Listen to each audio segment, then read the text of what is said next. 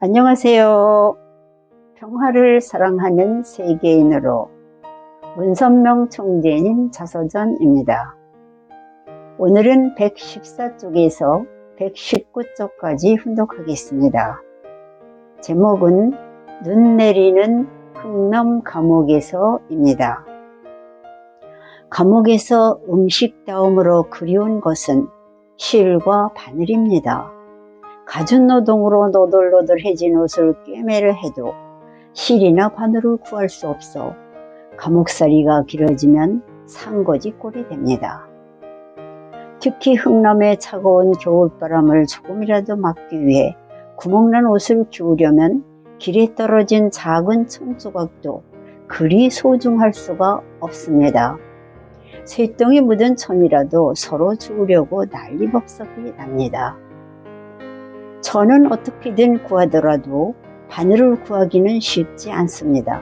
그런데 유산 가마니를 옮기던 중에 우연히 바늘 한 개가 묻어왔습니다. 시골에서 가져오는 가마니에 어쩌다 덤으로 섞여온 겁니다. 그때부터 나는 흙남 감옥의 바느질꾼이 됐습니다. 바늘을 얻은 게 얼마나 기쁘던지 매일같이 남의 바지며 잠방이를 꿰매 주었습니다. 비료 공장은 한겨울에도 땀이 줄줄 흐를 정도로 뜨거웠습니다. 그러니 한여름에는 오죽했겠습니까? 그런데도 나는 한 번도 바짓가랭이를 걷어올려 정강이를 내보인 적이 없습니다. 5, 6월 삼복 중에도 반드시 데님을 메고 일했습니다. 남들이 바지를 훌렁 벗어 던지고 속옷바람으로 일할 때에도 나는 단정한 장바지 차림으로 일했습니다. 공장에서 일을 하고 나면 온몸이 땀과 비료가루에 범벅이 되어 사람들은 대부분 일이 끝나자마자 곧바로 옷을 벗어 공장에서 흘러나오는 더러운 물에 몸을 씻었지만 나는 한 번도 몸을 내놓고 씻지 않았습니다. 그 대신 배급으로 나눠주는 물 한 컵을 반쯤 남겨두었다가 남들이 모두 잠든 새벽에 일어나 수건에 물을 적셔 닦았습니다. 새벽의 기운을 모아 기도를 하기 위해서이기도 했지만 내 소중한 몸을 함부로 내보일 수 없다는 생각에서 그런 것입니다.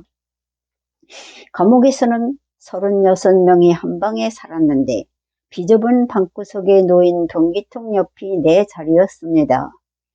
여름이면 물이 넘쳐 축축하고 겨울이면 얼음이 얼어 사람들이 기피하는 곳이었습니다. 변기통이라야 뚜껑도 없는 조그만 독이었으니 냄새가 나는 것은 이루 말할 수 없었습니다. 소금국에 메밀 주먹밥을 먹은 죄수들은 걸핏하면 설사병이 났습니다. 아이쿠 배야. 배를 감싸안고 변기통까지 종종 걸음으로 달려온 죄수들이 궁둥이를 까내리기 무섭게 물통을 후다닥 쏴버리니 변기통 옆에 있는 나는 걸핏하면 똥물을 뒤집어 쓰기 일쑤였습니다. 모두가 잠이 든 한밤중에도 배가 아픈 사람은 있기 마련이죠. 아구구 하며 다리를 밟힌 사람들의 비명소리가 들리면 나는 재빨리 일어나 구석으로 가 앉습니다. 사람들을 밟으며 급히 변기통으로 달려온 사람은 미처 궁둥이를 내리기도 전에 설사똥을 쌌습니다. 억지로 눌러 참다 내지르는 것이니 그 파편이 말도 못합니다. 어쩌다 깜빡 잠이 들어 미처 피하지 못하는 날이면 그대로 뒤집어 쓰고 맙니다. 그래도 사시사철 똥물이 튀는 그 구석자리를 내 자리로 알고 살았습니다. 하필이면 꼭 그 자리에만 앉을 게 뭐요? 하고 다른 죄수들이 물어보면 여기가 제일 편합니다. 하고 말했습니다. 일부러 그런 게 아니라 그 자리에 앉는 게 정말 마음이 편했습니다. 나는 문학인이 예술인이 하는 것이 특별한 것이라고 생각하지 않습니다. 뭐든지 나와 마음이 통해 친구가 되면 문학이고 예술인 것입니다. 변소에서 변 떨어지는 소리가 아름답고 즐겁게 들리면 그 또한 음악과 다를 바 없습니다. 마찬가지로 변기통 옆에 누워있던 나에게 튀기던 똥물도 내 생각에 따라서는 멋진 예술작품이 될 수도 있습니다.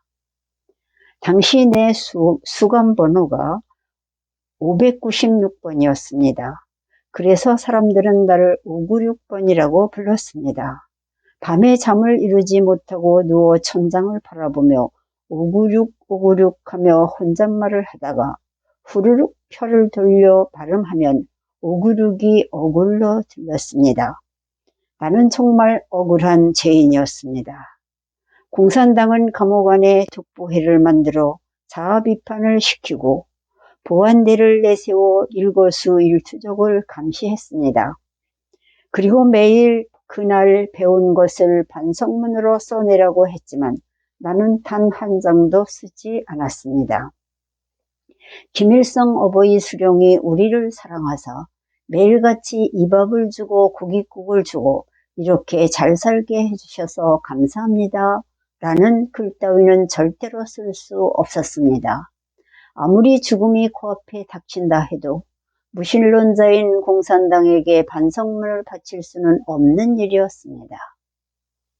나는 반성문을 쓰는 대신 감옥에서 살아남기 위해 남보다 몇 배 열심히 일했습니다. 1등 노동자가 되는 것만이 반성문을 쓰지 않고도 배견할 수 있는 길이었기 때문입니다. 덕분에 1등 모범수가 되어 공산당 간부가 주는 상까지 받았습니다. 감옥에 있는 동안 몇 번이나 어머니가 찾아오셨습니다. 정주에서 곧바로 흥남으로 오는 차편이 없어 서울로 내려갔다가 다시 경원선을 타고 20시간 넘게 걸려 오시려니 그 고생은 이만저만이 아니었습니다. 한창 나이에 옥살이 하는 자식에게 먹이기 위해 사돈의 팔촌까지 쌀 한 줌씩을 얻어 미숫가루를 만들어 오셨습니다. 면회소의 철장 밖으로 아들의 얼굴을 마주한 어머니는 눈물부터 흘리셨습니다. 그렇게도 강인하신 분이 감옥의 아들을 보시자마자 목이 메어 얼굴도 들지 못하시고 계속 우셨습니다. 내 꼴이 너무 험악해서 그랬겠지만 제 아무리 강인한 분이라도 고통받는 아들 앞에서는 그저 나약한 어머니에 지나지 않으셨습니다. 어머니는 내가 결혼할 때 입었던 명주 바지를 건네주셨습니다.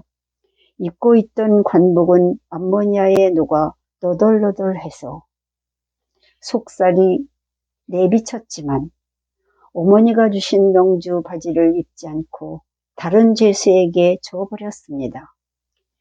빚을 내서 마련해 오신 미숫가루도 어머니가 보시는 눈앞에서 다른 이들을 먹으라고 모두 나눠주었습니다.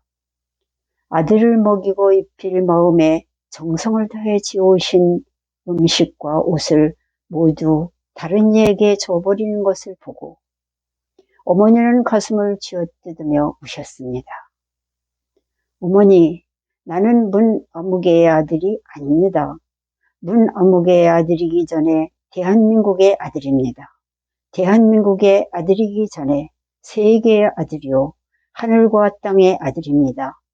그들을 먼저 사랑하고 나서 어머니의 말을 듣고 어머니를 사랑하는 것이 도리임을 압니다. 나는 졸장부 아들이 아니니 그 아들의 어머니답게 행동해 주십시오. 얼음장처럼 차가운 말을 내뱉었지만 어머니의 눈물을 보는데 가슴은 찢어질 듯 아팠습니다. 자다가도 그리워 깨는 어머니건만 약해지는 마음을 다잡아야 했습니다. 하나님의 일을 하는 사람에게 사사로운 모자의 인연보다는 단 한 사람이라도 더 따뜻하게 입히고 더 배불리 먹이는 것이 중요했기 때문입니다.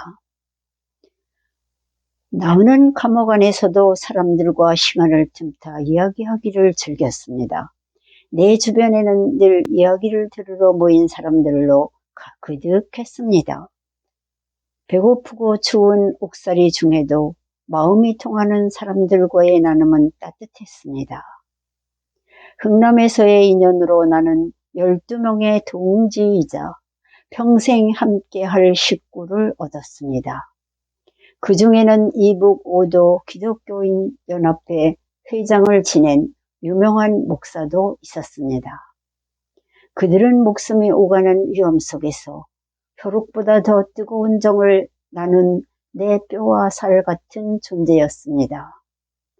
그들이 있어서 내 감옥살이는 헛되지 않았습니다. 나는 나를 도와준 사람들과 평양에 있는 교회 식구들을 위해 하루에 3번씩 일일이 그들의 이름을 부르며 기도했습니다.